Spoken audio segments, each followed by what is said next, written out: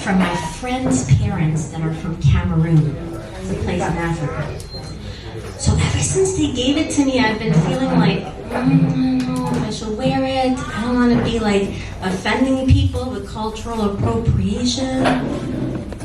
Then I took the DNA test. Y'all, I'm 3% Cameroonian. Thank you. And you know, this cultural appropriation thing, it just makes me laugh. Because I grew up Arabic, I'm Lebanese.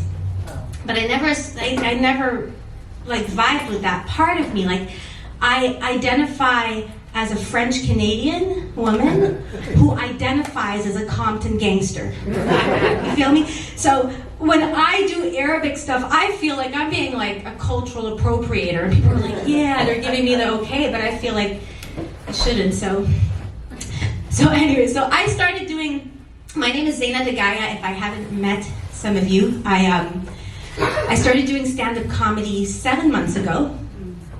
Yeah. And, you know, I mean, you know, I've always been a stand-up comedian, right? I'm always like making jokes, and now I just get stage time and a microphone. But I did do it because initially I had a loss. I lost my son. And I turned to comedy. I started going to comedy shows, and then I took a comedy class, and now I just can't stop. And I'll tell you something, comedians, effing nutcases. I mean, really, it takes something to come up and do this, and to really share yourself, and to be with people. So just really acknowledge the people who take this path, or any performers. So a little bit about me, I always envisioned peace on earth. You know, I always, I'm a stand for that we are one human family, you know, and that like whatever it is that gets in the way, that we can really get along, we can do this, we can actually have peace on earth. So there's a few things that I've been considering that I think would really have us get closer to that. One of them is, I think women should have more orgasms. I'm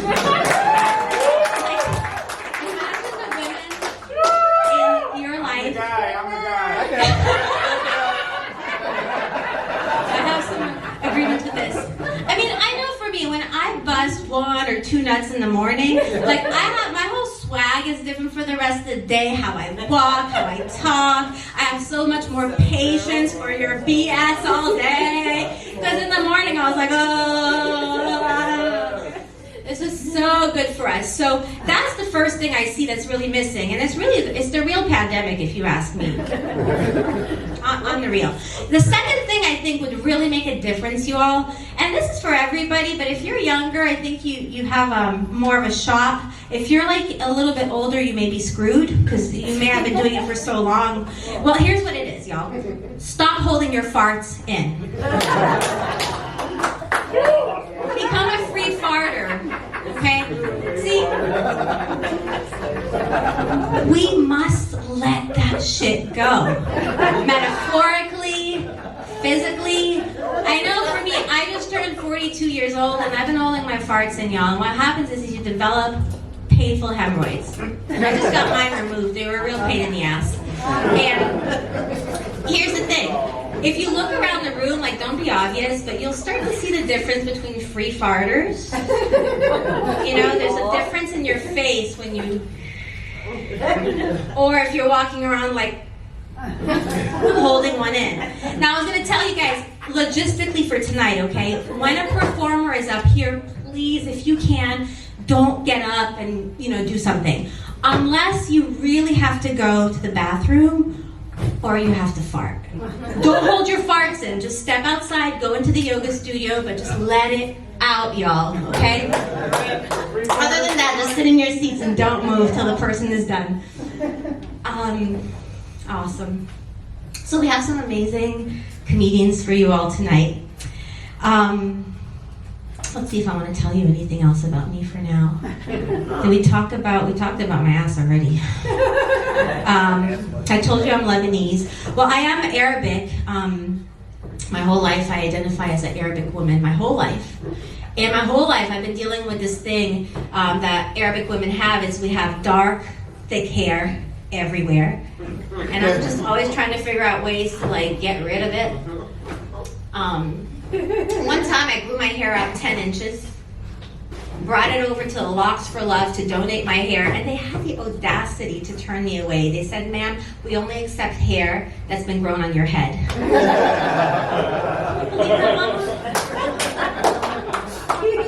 Now I just braid it. Yeah. Speaking of vaginas, just who has vaginas in here? It's hard to tell these days. Okay. I'm gonna put you on the spot. Okay, if you don't like, do you let it grow out, or are you a waxer? Like hair, no hair. It depends on your mood. That's a good answer.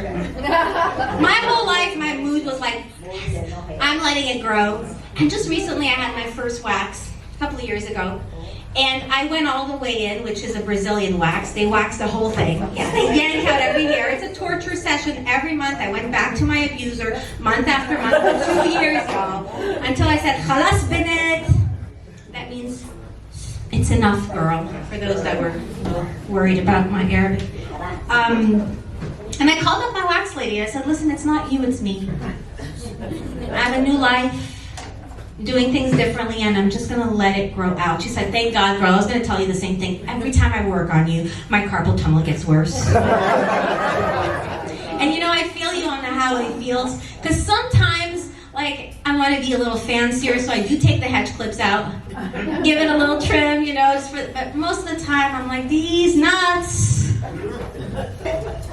My mom used to say, "Il faut souffrir pour être belle." That means in French, you have to suffer to be beautiful. I'm like, "Mom, no, we're not doing that. These nuts suffer to be beautiful, Wendy. Food card is at 6 p.m. I'm gonna be there at 5:45. So I turned 42 years old last month. Thank you. But what you all want to know, on the inside, I'm a 6-year-old fat girl. Yeah, I eat before I go out to eat. I make sure I get to parties early if they have food, because I want to make sure I don't miss out on anything and get there and the plate is empty and I didn't get to have those little, whatever they were. When I hear there's a food truck at 6 o'clock, Wendy, I show up at 5:45 and I call the person. I say, "Where's the food truck?" And my food and my love language is chocolate cake. Who are my chocolate cake lovers here? Y'all my people. Y'all my people, I get it. So, where's Dre? Hi, babe. About to talk about you. My vagina. So, we've been together for 9 years. And, yeah, Dre's amazing. And, like, I have my fat girl. He has his fat kid on the inside, too. And his gets to have his cake and eat it, too. And he doesn't mind the hair in his teeth, you know. That's how you know it's real love. All right, enough about vaginas for now. All right, y'all. So our first comedian today, he is hilarious. We just recently took comedy school together, and you know, I gotta say, you're the one who inspired me to actually have this happen. You are. You came up to me and you were like, "Yo, I got some spiritual jokes. We gotta crack some spiritual jokes." So here we are. Please help me welcome the hilarious Vaughn.